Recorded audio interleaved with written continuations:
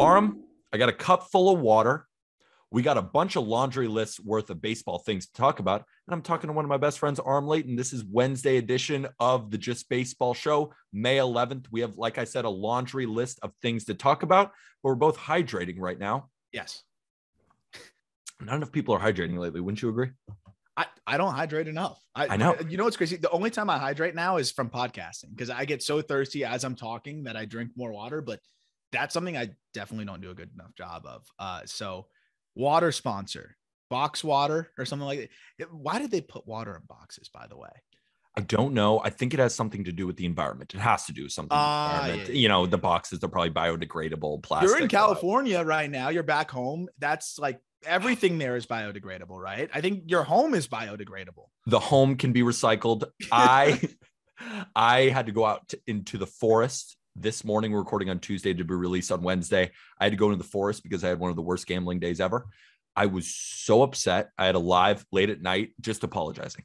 Just like, I'm sorry because I was such a cocky douche too. Because I was. Do you remember what I told you on all your the numbers were pointing to these bets, and I'm like, they're gonna hit. This is gonna be a great day. And you do all the research. You wake up. Now I'm on the West Coast, like you said. It's 5:30 in the morning, and I'm writing articles just to give people losers. Just to give them losers. Just to give them losers. All the research, my ass off, all the writing, just people. for losers. But we hit our first bet of the day, and we got a couple more today, so we'll see. I hate losing more than I like winning. I think at this point, I hate losing more than I even like winning. Because winning, I'm just all right, good. Losing, I'm a wreck. That's so. What did I tell you when you were on your hot streak? Do you remember what I said? I go, you bought yourself some bad days when you were on your hot streak. You bought yourself some bad days. That was an 0-3, but you're still way up. I did think that Austin Meadows swing in the ninth was gonna leave the yard, though. By the way, did you see what it donged? The double that was foul. I was like, oh, okay, Peter's cursed right now. I was positive you were losing that in the ninth. I was already once that 3-run double from the Tigers happened against the A's. I was like, oh, this is over. What a horrible pick. But luckily, when it's going bad, dude, it just in anything, but like when you're playing baseball, when you're betting on it, whatever, when it's with your team, like we were talking about the Jorge Alfaro home run, when he stepped up to the plate, I was so positive that he was homering. I was so positive. Like there's just certain things sometimes where you just know it's going to go wrong, but it didn't go wrong for you this time. So I think the tides are turning. And the tides are turning in the good way for us, hopefully, but not for the Twins. So let's start with our laundry list of stuff that we got to talk about. And let's start with the Carlos Correa and Chris Paddack injury. Mm-hmm. Twins announced on Tuesday, unfortunately, they placed Carlos Correa on the IL. He was hit by a pitch in the hand. He has a right middle finger contusion. He shouldn't be out for a very long time, but that's retroactive. Dodged a bullet. And right now he's hitting about 255. With a couple bombs, 12 runs scored, 24 games this season. But Correa was really, really hot in his last 8 games before. He's hitting over 400 in those 8 games. I want to touch on Royce Lewis a little bit, but we've already kind of talked about Royce Lewis. I'm more curious from you. Do you think that this injury is going to be long lasting, or are you kind of like, all right, this is probably a 10, 15-day thing, or kind of give me your scope on what you think about Correa right now? I think Royce Lewis has bought them the ability to say like, hey, like take your time. Which is really cool. Like Lewis looks great, man. And I mean, we've talked about him, like you said, but he looks so comfortable. That barehanded play he made, he looks comfortable defensively. He looks comfortable offensively. I think they're like, hey, Royce Lewis is doing fine right now. Take your time, Carlos. I was scared though when you see that ball hit you on the hand like that. Yeah, I thought he might have broken a finger. So thank goodness he didn't. You talked about how hot he was, man. I'm looking at the game logs starting from the 28th. This is how many hits he had game after game. Sick. 3-hit game, 2-hit game, 3-hit game, 2-hit game, 1-hit game, 2-hit game, 1-hit game. Then he got hurt. He was one of the hottest hitters in baseball before he got hurt. So I hope that doesn't stifle the momentum. That's kind of my question to you. You think I think he's going to keep going where he was going. I think he's fine, but agreed. Huge that he stepped it up. And it's also huge that Royce Lewis is going to fill in for him too. And I'm also glad to see Jose Miranda up there because Miguel Sano is still on the shelf. And I don't want to be mean, but he's not really good. He's not really good. And I'm not saying stay on the shelf. No, but I'm saying take your time and let Jose Miranda play. Or maybe come back and get traded because I'd rather see Miranda and Kirilloff and those guys play when they're healthy. And obviously wish Sano a speedy recovery, but I think the Twins are better off without Sano. And it's going to be interesting now with Royce Lewis performing. Where does he fit into this whole thing when Correa comes back? Because it looks like Royce Lewis could be big league ready. We don't know. Guys come out hot all the time, right? And then they slow down. That's the question. But right now, I mean, there's no reason to believe that Royce Lewis doesn't belong there. And switching over to the pitching side, another injury, Chris Paddack, unfortunately, right elbow inflammation, retroactive to May 9th. No Tommy John rumors yet, but whenever you have right elbow inflammation, I get nervous. But he has pitched pretty well this year. His fastball command has been impeccable. 4.03 ERA. He's got 20 strikeouts now in 22 innings, rocking a 1.21 FIP. We're going to talk about starting pitching destinations in a little bit, but I really want to talk about Chris Paddack right now because Chris Paddack was one of my bounce back candidates. I thought that the off-speed pitches were too good to just get, hit around like they were, and that the fastball wasn't as bad as the numbers said. And he started to prove it, at least through the early goings of the season. I'm just really nervous about elbow inflammation.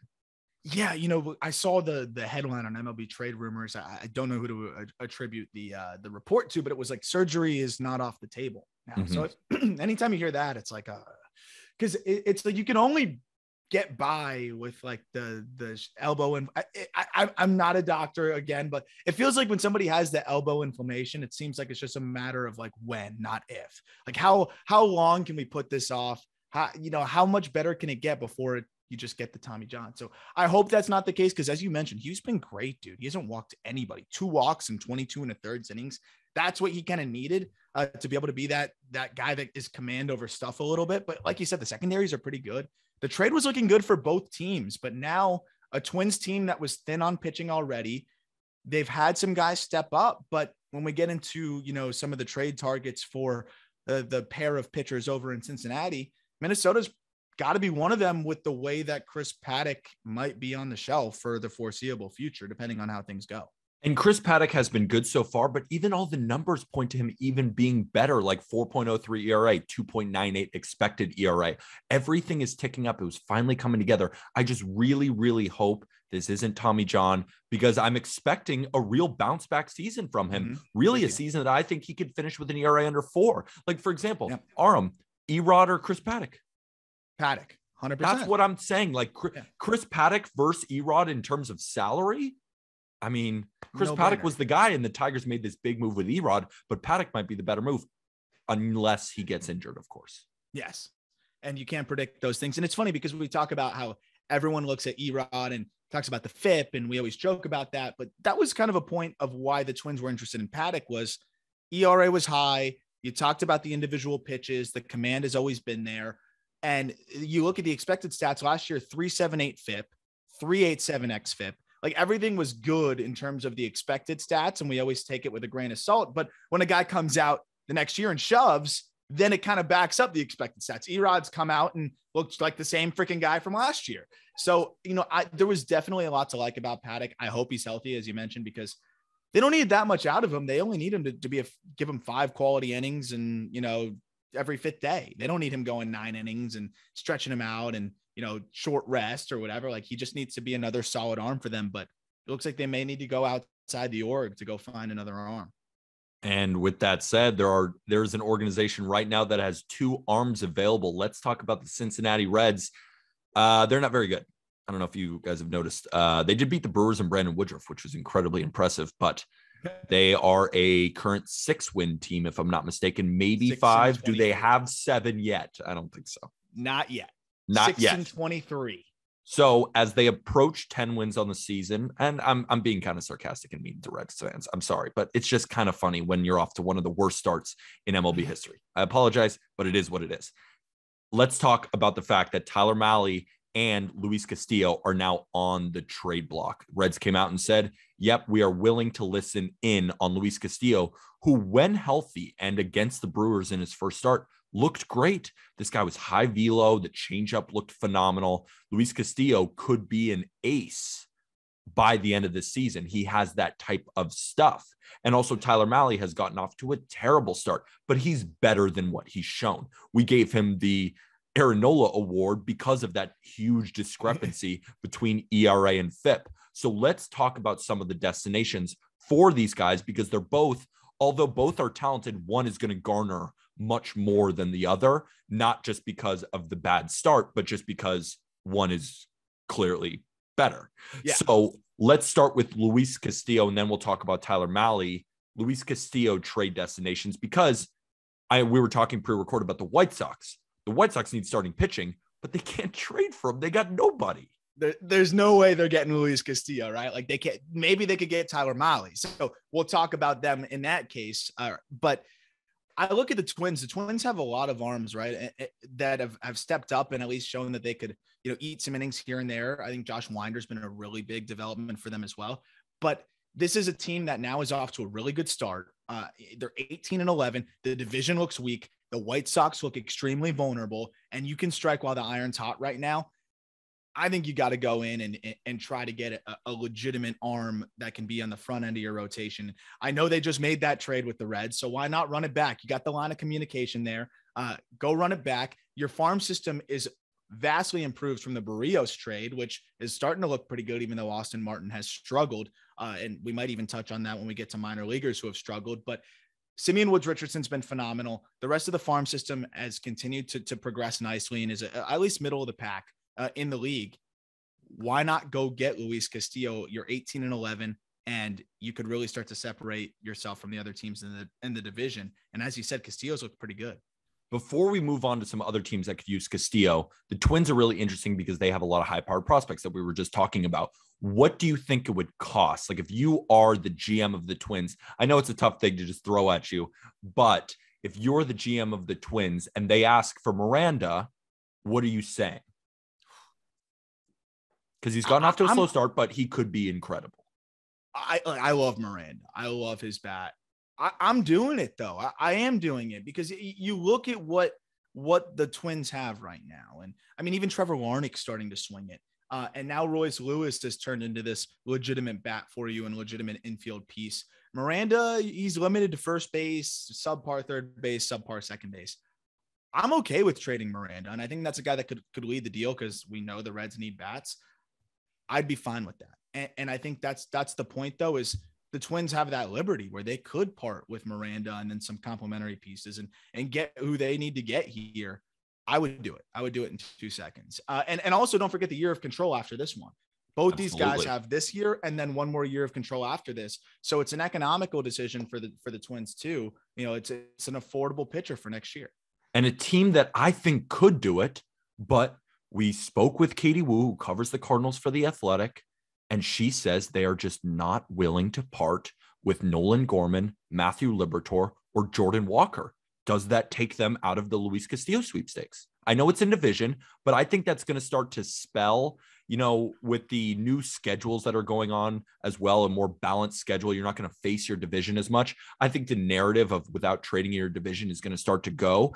Something I believed in, something I've talked about that we never really see a lot. I think that's going to start to progress in the opposite direction and that we will see more in-division trades because of the lack of games. They're going to start facing each other once we move into 2023. And the expanded playoffs. I think that's a great point, Peter, because also you're not fighting for one playoff spot in your division and then maybe a wild card. There's expanded playoffs.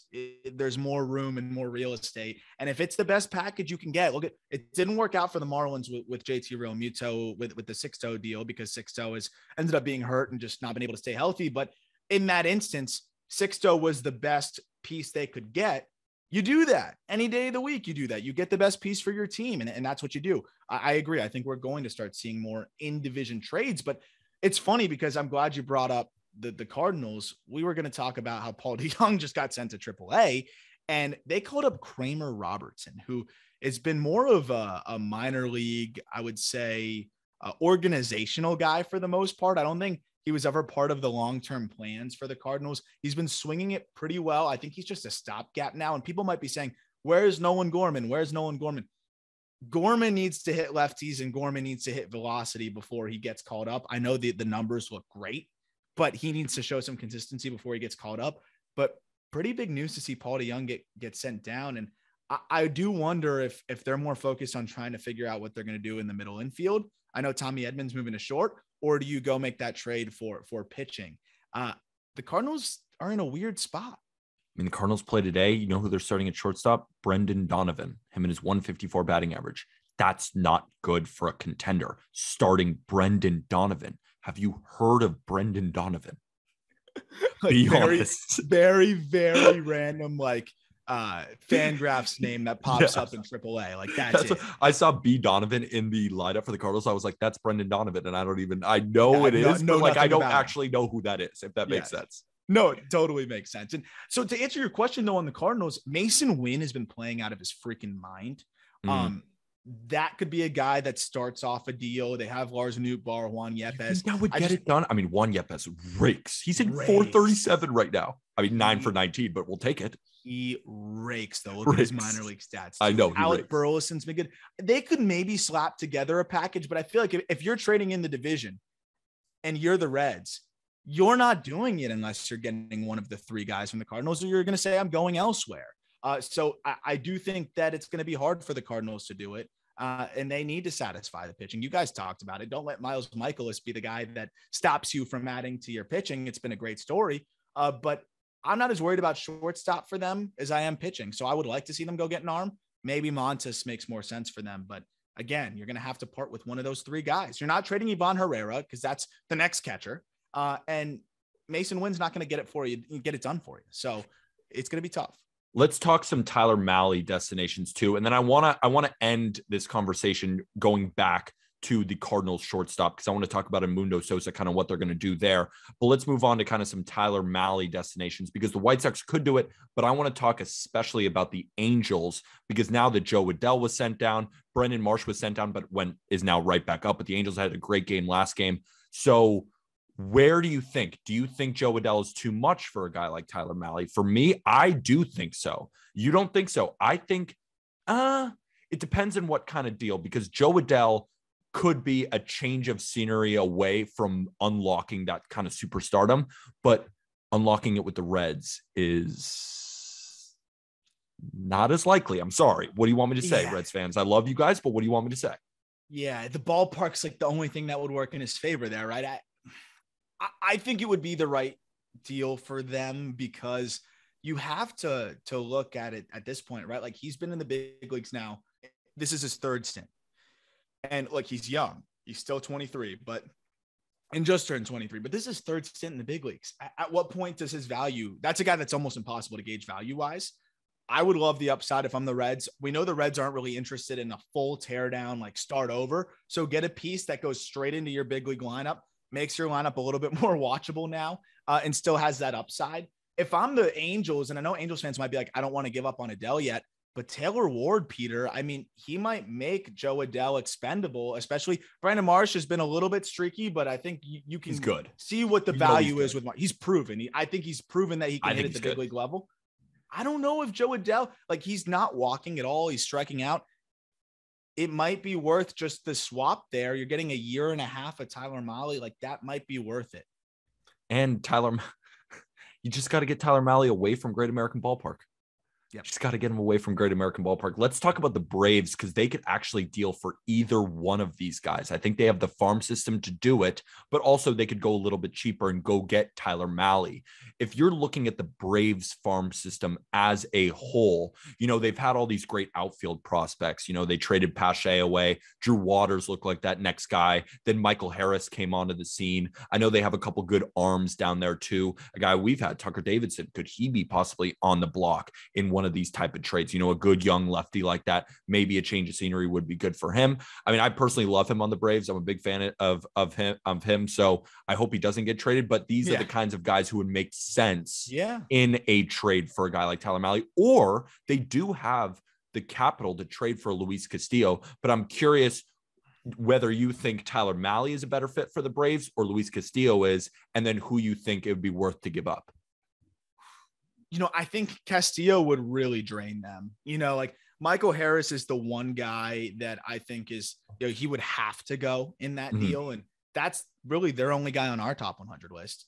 I love Spencer Strider. He's shown really well. You talked about Drew Waters. He's been off to a red hot start in AAA, so he could be boosting his value back up again, but it just not quite to the point where he could get the deal done. I think Mahle makes more sense, because you don't have to trade Michael Harris, and you could go get someone like Tyler Mahle, who's going to help you a lot. I think we're at the point where, I mean, how concerned are you about Charlie Morton? I'm starting to get pretty damn concerned about Morton. And if he continues to struggle, Huascar Ynoa looks horrible.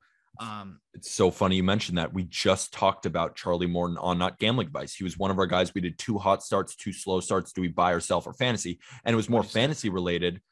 But dude, the curveball's great. Charlie Morton still throwing that great curveball. It's like 98th percentile in speed. No one's hitting it. And he's throwing it more than any other pitch. But the fastball's getting hit and it's down in velocity. Cutter's not good. And he's not throwing a lot of his pitches anymore because they didn't do that well last season. He has a 5.65 ERA. And I'm not expecting some resurgence. Like we said, I mean, I don't want to give it all away. I hope people listen to Not Gambling Advice, but I'm scared. Yeah. And I don't want to be scared because my heart says, don't do it. Don't not trust Charlie Morton because he's proved it enough to give him the benefit of the doubt. But when I look into the data, my brain says, like, if you wipe the name away, my brain says that's not a good look. And it's a 38-year-old who broke his leg. It's like he's a human being, and exactly. At some point, 38 years old, broke his leg. You have to wonder. I hope he bounces back. But regardless, I still think that there's reason for the Braves to go out and get him. To answer your question, though, on the return, I think it Drew Waters and then throwing in a Tucker Davidson and then another piece like that could get it done. Tukey. Yeah, who knows? Like a couple just good arms that are big league ready and then a close to big league ready bat, like that could get it done. And the Reds, again, I don't think they're trying to get all these 19-year-olds. They're trying to make this a pseudo quick rebuild. But the Braves, they need to kind of inject something into this team. And maybe it comes a little bit earlier this year on the pitching side. And the last team I want to touch on before we move back to the Cardinals discussion is the Phillies, because you brought up the Phillies and we kind of had this back and forth a little bit. Like, do they really need a starting pitcher with Nola and Wheeler and Eflin and Ranger Suarez and Kyle Gibson? The rotation seems good. And they also have a guy like Mick Abel. He's not ready yet, but just, you have guys coming up the pipe. I'm curious, do you think that they should add a starter though? Is there a guy in their rotation right now that you're concerned with that you say, yeah, they do need a starter because this guy's about to suck? I am a little like worried about Suarez, man. Like how good is Suarez going to be for them? And I mean, he was great last year, but do you trust Ranger Suarez? He's tough because the eye test, I don't, but the numbers, like, it's not bad. And I mean, he was great last year. He hasn't got off to a great start, but he just finished off an excellent start against a Mariners team who's been red hot at home. That was one of the bets that I freaking lost. I watched his whole start. He looked good. That was a start where I was like, okay. But then again, were the Mariners just cold for no reason? I don't know why that happened. Or did he just turn in a really good start? Because his command is good, but it hasn't been as good as in last year. I don't know. I do think that he is serviceable enough, but it depends. How competitive do the Phillies truly want to be? Well, and that's the thing is, so I look at the farm system. Their 2 arms have been maybe one of the most exciting prospect pitching duos in baseball. Andy Painter, I'm going to do a whole thing on him soon. Freak. Wow. Freak. Andy Painter's insane. Mick Abel is really, really good. But these guys, as you mentioned, Peter, are very far off. So This is a team with the reigning MVP, 2 big time free agent acquisitions who are not going to get any younger. And they need to win now. Kyle Gibson's look good, like really good, honestly. Eflin's look good. I don't know if they have the desperation starting pitching wise. Maybe they go out and try to make the big move in the bullpen. I don't know if they have the farm system to do it because I love those 2 pitchers, but you can't trade those 2 guys. That's your future on the mound. I think the Phillies should be looking at low cost bullpen pieces, most likely. That makes the most sense. And the White Sox, though, are the team that I think should try to scrape whatever they can together and get Tyler Mahle, because that would be a needle mover for the Chicago White Sox. And we're going to talk about like some of the loop cards that were pulled. One of them was Colson Montgomery, who is a very exciting prospect, first round pick in 2021. I'm sorry, the White Sox need to win now. Their window is now. Colson Montgomery, see ya. And whatever other pieces you got to throw in there, like see ya, and try to win this thing now. And before we talk about all the stuff at Loop, I really want to just finish on this Cardinals shortstop situation, because it's important, because we came up with these concerns earlier in the year. I mean, we're not the only people who did. It was clear that the Paul DeJong and Mundo Sosa how would it work? A lot of Cardinals fans were very confident in Mundo Sosa. Last year he was pretty solid, slash 271, 346, but just didn't really hit for much power, which gave him a 735 OPS. But he proved that he can be a good defender, and he's really, really fast. The problem is this year, slashing 160, 250, 160, 410 OPS. He hasn't really played much. So, super small sample of 28 plate appearances. But this was a guy who I've been lower on than a lot of people, just because I don't believe in the bat. And I believe that he's a good defender, but he also made some mistakes in crunch time with the glove, and he's still a young player. I do love the speed. That's always why, I could believe that he could beat some ground balls out, but he just doesn't hit the ball all that hard. He doesn't hit the ball in the air. A lot of things have to go right for Edmundo Sosa. And if you're the freaking St. Louis Cardinals, you need an anchor. I know Tommy Edman might move over to short. Maybe that might spell it, but Tommy Edman is a better second baseman. He doesn't have that great of an arm. There's a reason he plays second base. And I almost don't want to mess up the mojo, kind of not similar to Glaber, but just in the sense of Glaber was great at second, moved to short, not as great offensively, not learning a new position, but kind of learning a new position, but just the pressure that comes with the shortstop position. Yeah. Then moving back over to second base, and he's great. Why do you want to do that to Edman when he's already off to a hot start? They need a shortstop, and I don't think Edmundo Sosa is the answer. Yeah, Edmundo Sosa is a stopgap at this point, right? And I thought he'd be able to put the bat on the ball, and even if he's giving you average or slightly below average offense, the speed and the defense can hold it down worth in the meantime. And I know that's what Edman's going to give them. Edman's been the best defensive second baseman in baseball this year with 7 defensive runs. He's been insane. He's going to be an above average defensive shortstop, I think. But at the end of the day, you know how many innings he's played at shortstop in his career, Peter? 122 innings. That's it. That's all he's played at shortstop. So, I mean, what if he's not great? And again, that is a lot to take on mentally. And if that spills over into the plate, now you're negating one of your best hitters right now. So it's tough. I think Edman can handle short. The plan long-term is to call Gorman up once he's ready and once he shows that, he can make consistent enough contact. I think Edman can hold it down, and they don't need that much from the middle infield spot, but man, I mean, long-term, is Tommy Edman going to be your shortstop? I love him at second. I think he's one of the most exciting second basemen. They've got to figure out what's going to happen at shortstop, but maybe it's Edman because Gorman's going to play second in the future. That's kind of my mindset isn't that Tommy Edman couldn't handle shortstop. I just don't want to mess up the mojo because of how amazing he's been. He's an elite second baseman right now. He's an elite second baseman. He is one of the best second basemen in the entire sport. That's my only thing. Don't mess up the mojo. Don't mess up the mojo. That's it. Not too much. I don't hate it. I don't hate that because, again, if it ain't broke, don't fix it, right? Exactly. I guess it's broken at shortstop right now, but it's perfect. You're getting some of the best production all around in baseball from the second base position. So if Edman keeps it rolling, it's fine. But, if the glove takes a step back now, you're giving up a little bit because we don't know how they're going to defend it second with whoever is there. If it's Kramer, Robertson, Brendan Donovan, whatever it is, they're not going to be as good defensively at second base. So you're giving up a little bit there. It's going to be very interesting to see how that unfolds. And maybe the Cardinals end up being players for Xander Bogaerts down the line if the Red Sox decide to sell. And I think maybe then you might be okay with parting with one of your 3 guys if you're the St. Louis Cardinals. You better be. You absolutely better be. I mean, they're like, oh, no, Jacob deGrom is on the trade market. Would you trade Nolan Gorman? No, sorry, untouchable. What are we doing? I mean, all 3 of them are not going to be perennial all-timers. Maybe one of them is, but that's just how prospects are. And if you're the Cardinals, win now. I know the Brewers have been off to a great start, but there's a window here. There is a window for the Cardinals. Their offense is fantastic. Their defense is fantastic. I do think they need to add a starter, but if they add a starter and then they shore up the infield or they shore up the middle infield shortstop, especially, sky's the limit. Sky's the limit for this team. They're World Series. Yeah, exactly. Absolutely. So let's talk about our friends at Loop. I love the jersey in the back. I gotta get my jersey on too because it's a fire jersey. It is a fire jersey. What are some of the biggest pulls from our friends at Loop, which is also in the episode link description? It's one of our partners. It's an app. We've been talking about it a ton.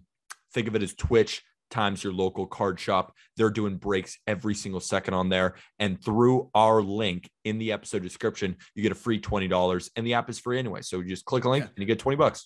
Not too bad. $20 to spend on cards and rip it and see what you get. And you could get some crazy stuff because I told you Bowman Baseball is out.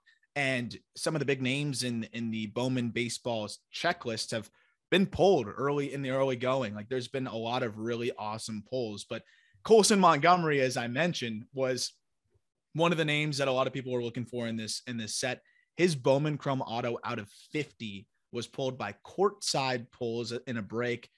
That is a more than $1,000 card. Khalil Watson had his Bowman Chrome Auto out of 299 pulled. And even though Watson's been struggling a bit with the swing and miss, his upside is so insane that people are flocking to his card. That's probably a $700-800 card. And then somebody pulled a Henry Davis Bowman Chrome Auto out of 499. Can we talk about that dude for a second? Because he is so real. He's so good, real, bro. He hits tanks and he's got an absolute hose behind the plate too. His framing, we'll see. I still think he's going to be an above average catcher, but the hose, like this guy could come up with one of the best arms in the game. And have you seen what he's doing offensively this year? He hits a home run almost every day. 340, or at least an extra base 450, hit.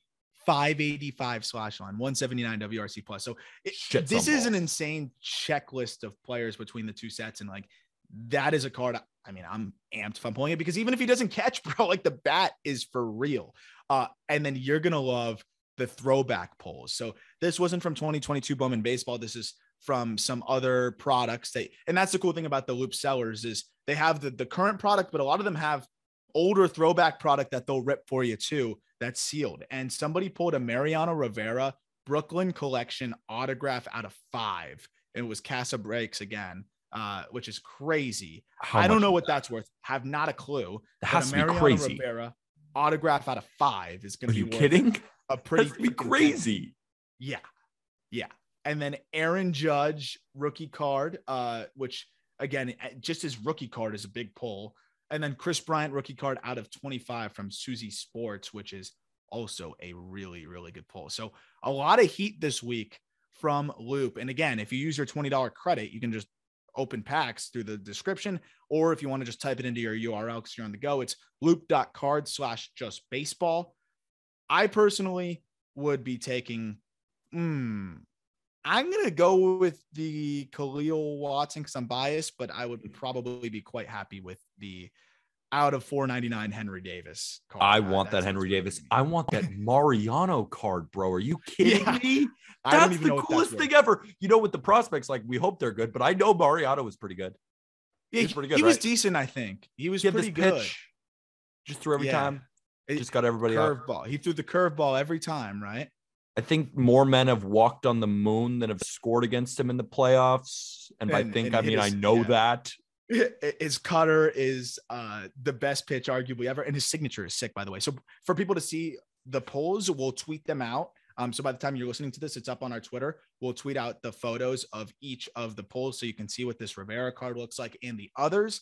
And again, if you have any card questions, fire them my way and let us know what you think of the Loop app. One last announcement on that front. Our partners, Wild Cards Trading, will soon be selling on there as well. So we'll be doing some streams with them too. I'll be joining them in the stream. So when you go in there to potentially use your $20 credit or spend some money and buy some packs, we'll be in there hanging out with you sometimes too. And we'll give you an update via our Twitter, when we'll be doing those breaks as well. So definitely download that Loop app in the description. And it really helps us out too. If you use the link, they know you sent us. Give them the URL one more time, and then we're going to break into hot starters in the minor league system as well as slow starters as well. Loop.cards/justbaseball to let them know that we sent you would help us big time. Thank you very much. That's what I'm talking about. Let's move on to some hot and slow starters in the minor leagues, because this is one of my favorite parts too of the Just Baseball show is that we cover everything in baseball. We talk about trading cards, we talk about prospects, and we're even talking about the minor leagues. We're getting into the weeds because there's a lot of guys who've gotten up to really hot starts that could be in your organization, and guys that, for example, Anthony Volpe has been struggling for the Yankees. Let's talk about him. But before we talk about the slow starters, I want to talk about some hot starters because you brought up Moises Gomez, an outfielder for the Cardinals, who has 14 home runs in 24 games. Moises Gomez seems to be that freaking dude right now. It's so funny, dude, because I was bringing it up to Jack, and Jack's like, I refuse to acknowledge Moises Gomez until he does this for like 3 months. Because he like has not done this at all anywhere. And this is a Cardinals guy, ironically, too. Like this was somebody that the Rays gave away, essentially. He hit 171 last year in Double-A with 8 home runs and a 38% K rate. And then this year, no. And then this year, he's hitting 374 with 14 home runs in the 24 games, as you mentioned. I try to find like a major swing adjustment. I don't really see it. So I'm just mesmerized by what we've seen from Moises Gomez. I don't know if he had this epiphany. I don't know if he got contact lenses. I'm looking at this. I've been looking at the swing. I did a dive into it. I'm like, what has changed? Not that much has changed visibly. Quieted down the leg kick a little bit, simplified things a little bit, approach is a bit better. But how do you go from 171? He literally more than doubled his batting average, Peter, 171 to 374. He more than doubled his batting average, and he is already almost doubled his home run total through the first month of the season.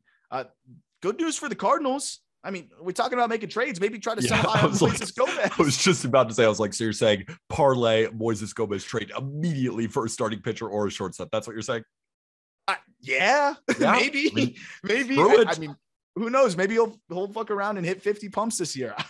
I don't know, but 400 this is blowing my mind. This is beyond me. The Moises Gomez phenomenon. 14 home runs in 24 games. He's hitting a home run every other day. Every other day. It's a legitimate joke what we've seen so far. Let's talk about another guy who's gotten off to a great start. And Mets fans, you traded away Pete Crow Armstrong for 30 games of Javier Baez. And I know you're great now. You probably don't care. Shout out Adam Freifeld. He probably doesn't care that Pete Crow Armstrong is gone. But you know what? He's kind of killing it for the Cubs right now. Give me the lowdown, Arm. It's funny. They don't care that he's gone. But it's okay. If he was with the Mets, we'd be hearing about it. They'd be obsessed. You see what Pete Crow Armstrong's doing over there? You see what he's doing? What he's doing is he's hitting 400. He's hitting 400, but he also has 4 homers. And you know, it's funny. I tweeted at the end of last year, like the Mets really traded Javi Baez or traded Pete Crow Armstrong for a couple months of Javi Baez or whatever it was. And I got all these Mets fans in my replies, just like, he's a 4th outfielder, blah, blah, blah, blah, blah. I don't think he's a 4th outfielder. He looks phenomenal. He's thrown on some good weight. He looks really comfortable in the box. He's an insane runner. He's an elite defender. The 4 home runs are a big, big development because I think everybody was a little bit curious of how much power there would be, whether he'd be more of a slap hitter. I've talked to some of his teammates who say he's the most like hard-nosed, head-down guy that just plays the game at 100 miles per hour at all times. Love to hear that. Great bat to ball, developing power. He's only striking out 18% of the time. He's walking 12% of the time. Top of the scale speed. I'm in on Pete Crow Armstrong. Like, he's never going to be an MVP candidate. And I don't think Mets fans are going to lose sleep over Pete Crow Armstrong. That's more of just for the bit and for the joke, but great piece for the Cubs to get here in what was, an expiring rental to go get somebody that could end up being one of your outfielders of the future in Pete Crow Armstrong. So I want to throw this at you. As soon as I saw Pete Crow Armstrong, I thought Brett Gardner. That was the comp that kind of came to me. Hard nose, fast outfielder, good defender, but it's just not that great of a hitter. But the fact that he's starting to unlock this is, do you think Brett Gardner is more of a floor for Pete Crow Armstrong? Or do you think that's still asking too much right now? Because Brett Gardner really has turned in a great career for the Yankees. Yeah, I was going to say, man, if you told me like my outfield prospect would turn into Brett Gardner, I'd be pretty thrilled. I don't think that's I don't think that's bad at all. I think you're probably sacrificing a little bit of power for contact, but definitely similar to that, like insane defender, really exciting speed and gritty. Just gritty grinder, like plays the game hard and just utilizes, everything that they have at their disposal tools wise. I don't hate that comp at all. And I think Pete Crow Armstrong now is starting to show that, maybe he has a little bit more of a ceiling than people thought. And mentioning the Yankees, let's talk about the slow starters. And I really want to start with Anthony Volpe because I've seen what I've seen. I've looked at the numbers but I really want to hear what you are thinking about this guy, because you ranked him very high on the top MLB top 100 prospects list for a reason. I've been in on too. Like, I think this is the future Yankee shortstop. There is a reason they didn't go after Trevor Story. Well, thank God they didn't. Well, it's early, yeah. But you know what I'm saying. I mean, we'll see. But they didn't go after Carlos Correa, who's obviously clearly great. So they didn't do any of those things because they believe in Anthony Volpe or Oswald Peraza. Anthony Volpe, though, is ranked in the top 10 on the top 100 prospects, which you've got to go check out on justbaseball.com. Aram, give me the lowdown. What's going on with it? Yeah. So I know you're getting a lot of questions about Volpe in the lives, right? Every day. Because you mentioned that to me because, look, I mean, this is a guy that many are expecting or were expecting to become the number one prospect in baseball, even potentially by the end of this year as guys graduate and as Volpe continues to, show what he's capable of. I watch him, man, and this is a guy that unlocked a ton last year. 27 homers, 33 stolen bases, unbelievable feel to lift and added good weight, and that allowed him to really tap into the way more power. I'm not sounding the alarms on Volpe. We're still seeing the power. He has 4 home runs through the 23 games. Not quite the clip he was at last year, but he's still tapping into pop. He's walking nearly 15% of the time. The strikeouts aren't egregious at 25%. He looks like he's trying to do a little bit too much up there, though. He's somebody that typically doesn't expand the zone too much. He seems to try to go pull side on everything right now when I'm watching the ABs. Again, he wants to lift, and I think he's just trying too hard now. And that's something that it's a big jump from high A to double A, Peter. And like at the double A level, these pitchers are playing towards that. Everybody knows that Volpe's going to lift the ball as much as anybody in the minors, and they're trying to cater towards that in terms of really making him get himself out, knowing that they can pitch to areas that are going to be difficult to lift. And instead of him laying off of that, it's compromising some of his production. Pull rate is up. Ground ball rate is up because he's trying to lift and he's out and around stuff. So I think he'll be fine. It's a feeling out process. He's 21 years old, turned 21 12 days ago. That's what I wanted to touch on, because one of the younger players in double A. He is not an Andrew Vaughn who came out of Cal and was just already a ready hitter. This was a high school guy taken from the same high school as Jack Leiter. And the reason, and if I'm not mistaken, because I could be mistaken here, but I heard this, was that the only reason he was found was because of Jack Leiter. Like, he wasn't on a lot of draft boards, but they started watching Jack Leiter and they're like, who's his teammate at short? Yeah. Because he can rake and he can really field too. Gamer as well. Makeup is apparently off the charts with a guy like Anthony Volpe. They love him as a guy, and he just happens to be a great hitter and defender too. He's 21 years old. Give him a second. Just give him a second. Yeah. Give him a second. Give him a second. And let's not forget, you talk about like the human aspect of it. He hears all of this. We talked about the Jason Dominguez hype and everything and the pressure that he must be, dealing with. Volpe's dealing with that too. Everyone's talking about Jason Dominguez stat update, and because it's gonna be horrible, and I don't even want to look because I could pull it up too, but I don't want to look. And I like you know what? I've stopped watching him, to be perfectly honest with you, because I keep up tabs on Waldichuk, on Volpe, of course, and Peraza. I've stopped watching Dominguez. I'm just like, this guy isn't that good. I'm sorry. Or maybe he will be good one day, but everything I watch, the swing isn't great. He's not this great switch hitter. Like, he can hit from one side. He doesn't look athletic in the outfield when he goes after fly balls. I don't think he sticks in center either. He's not as fast as who they said he was. I'm just like, I'm so souring on this guy. Can you give me any glimmer of hope? No. 235, 286, 367 slash line, 6% walk rate, 32% K rate in a repetition of low A for Jason Dominguez. Come on now. Mickey Mantle. Would Mickey Mantle do that? Yeah, he would. Mickey Mantle.